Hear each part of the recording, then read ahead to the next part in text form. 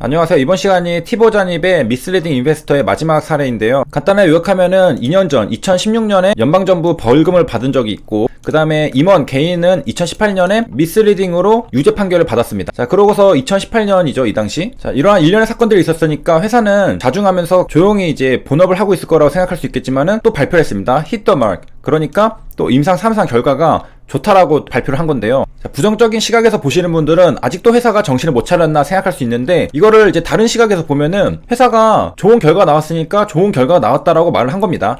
그러니까 약 자체가 이게 효과가 없는 약이라면은 이런 발표들을 할 수가 없는데, 티보잔입은 기본적으로 효과가 있는 약입니다. 그래서 유럽에서도 승인이 났잖아요, 2017년에. 그런데 이제 FDA 승인 신청 과정에서 FDA에서 우려를 표했던 그런 코멘트들을 숨겼기 때문에, 그래서 문제가 발생했던 거지, 뭐 안정성 문제, 그리고 뭐 OS, 통계적 유미성 확보 안 되는 그런 것들 빼고는 PFS랑 다른 지표들은 우수하기 때문에 또 회사에서 이렇게 발표를 하는 거죠. 그러니까 티보잔입의 문제는 뭐였냐면은, 좋은 것들은 좋다고 다 발표를 하는데 안 좋은 거를 발표하지 않고 숨겼기 때문에 거기에 관련해서 회사가 벌금도 내고 임원들이 유죄 판결도 받고 그랬던 것입니다. 그러니까 그냥 물약, 가짜약을 가져와서 진짜인 것처럼 위장해서 과대 광고를 한 게 아니라, 좋은 거는 좋다고 하는데 안 좋은 거는 가만히 있으니까 거기서 문제가 발생을 했던 겁니다. 그러면 이제 약효가 있다, 회사가 자신감을 가지고 있다, 그런 것들을 어떻게 할 수 있느냐? 회사가 지표들을 발표를 하죠. 자신이 있기 때문에 이런 것들 발표하는 거거든요. 우리가 잘 알고 있는 소라페닙이랑 비교를 해보니까 PFS가 5.6개월 대 4.9개월로 대략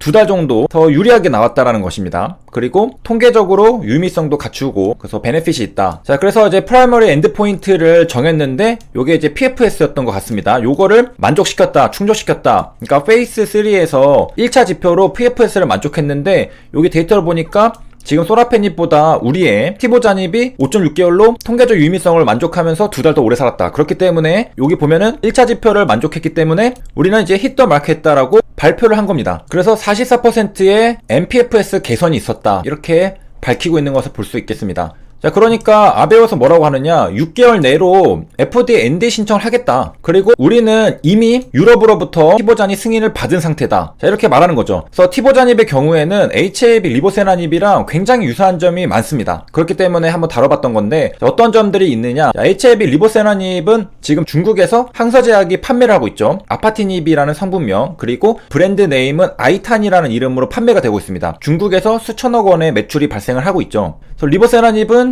중국에서 시판이 돼서 판매가 되고 있다. 티보잔입도 유럽에서 시판이 돼서 판매가 되고 있다. 굉장히 비슷하죠. 그리고 미국 FDA를 준비 중에 있다. 리보세라닙도 현재 FDA를 준비 중에 있고, 아베오도 티보잔입도 FDA NDA를 준비 중에 있는 거죠. 유럽도 중국도 약효가 없다라면은 승인을 안 해주겠죠. 그리고 부작용이 있다라면은 그 처방 조치할 수가 없습니다. 왜냐면은 나으려고 먹었는데 몸을 해치면 안 되잖아요. 그렇기 때문에 처방이 될 수가 있는 겁니다. 그래서 티보잔입도 리보세라닙도 다른 국가에서 시판 승인이 나서 판매가 되고 있는 상태다. 그리고 FDA를 준비 중에 있다. 이런 공통점이 있고, 그리고 또 공통점은 임상시험 결과들이 종종 자주 좋은 결과들이 나온다는 거죠. 그래서 아베오 같은 경우에도 PFS가 굉장히 우수하게 나오는 경우를 볼 수가 있고, 리보세라닙도 PFS는 뭐 통계적 유의미성이나 그런 건 다 확보가 됐죠. 그리고서 종종 우리가 앱스트랙에서 볼 수 있듯이 완전간에도 종종 많이 발생하는 편입니다. 뭐 캄레니주마비랑 병용요법을 해서 완전간에 발생한 것도 봤었고, 그 다음에 중국 항서제약에서 발표한 리얼월드 데이터, 거기서도 1000명을 대상으로 했는데 완전간해가 대략 35명이 발생했습니다. 전체 분석 가능한 환자들에서 비교를 해보면은 대략 한 4% 정도, 그러니까 아이탄을 처방받은 환자들 중에 대략 4%가 완전간해가 발생했거든요. 자, 그런 것들은 약효가 애초에 없다면은 완전간해가 우연으로 발생할 수도 있겠지만은 그렇게 35명이 발생하진 않겠죠. 그러니까 기본적으로 여기저기 임상시험 그런 데이터들을 보면은 약효가 없다라고 판단하기에는 좋은 것들이 이제 발표가 된다는 거죠. 그렇기 때문에 HLB도 지금 개인 투자자들이 많이 들어와 있는 거 아닙니까? 누가 봐도 약효가 없다, 이거는 그냥 물약을 사와가지고 뻥튀기 해가지고 주가 부양해가지고 뭐 작전 한번 해먹는 거다, 이렇게 생각하기에는 약이 진짜다라고 합리적으로 추론할 수 있는 여러 데이터들이 많다라는 점이죠.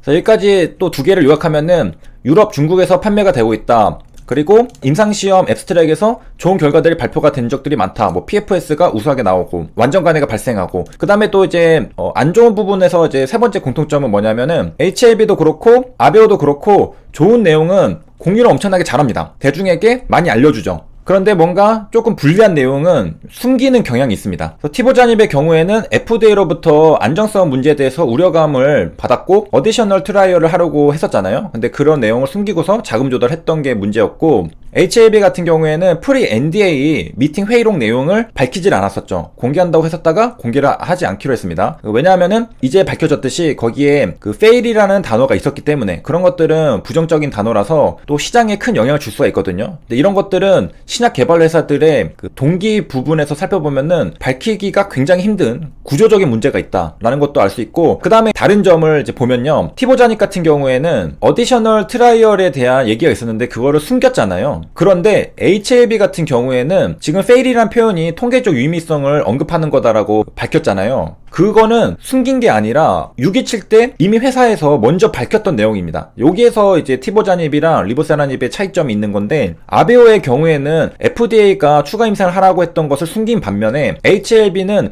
627 때 통계적 유의미성을 확보 못했다라고 밝혔다가 하한가를 2번 맞았잖아요. 그러고 나서 나중에 이제 재정비를 하고서 전문가 컨설팅을 받고 베스트 오브 에스모에 선정이 되고, 그런 과정들을 거쳐서 NDA에 도전을 하겠다 이렇게 입장이 선회가 된 거잖아요. 그러니까 숨긴 거랑 미리 밝히고서 입장을 바꾼 거랑은 다르다고 볼 수가 있겠습니다. 그리고 입장을 밝힌 것도 데이터가 중간 발표였기 때문에 톱라인 발표는 데이터들이 다 추합이 되지 않은 상태에서 중간 발표입니다. 근데 9월 달에 모든 데이터가 이제 모이고 그거를 토대로, 근거를 토대로 이제 입장이 바뀌었다라고 밝혔잖아요. 그전에는 불완전한 데이터로 판단했었던 거고 최종 데이터를 모으고서 판단을 바뀌었다. 그렇기 때문에 HLB가 입장을 바꾼 거는 근거가 있죠.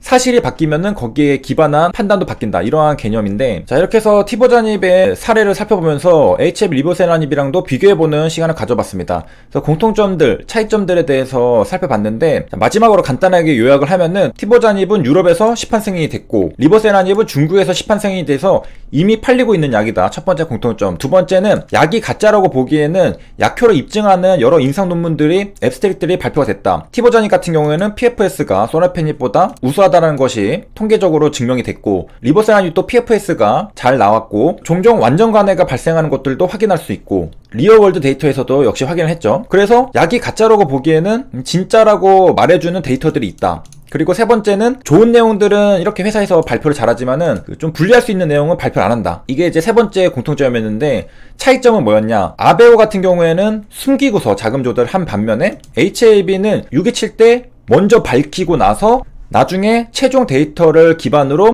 입장이 선회되었다. 이런 부분이 다른 점이라는 것을 우리가 살펴봤습니다. 그러니까 한마디로 숨겼냐, 미리 말하고서 입장이 바뀌었냐의 차이라고 볼 수 있겠습니다. 여기까지 시청해주셔서 감사합니다.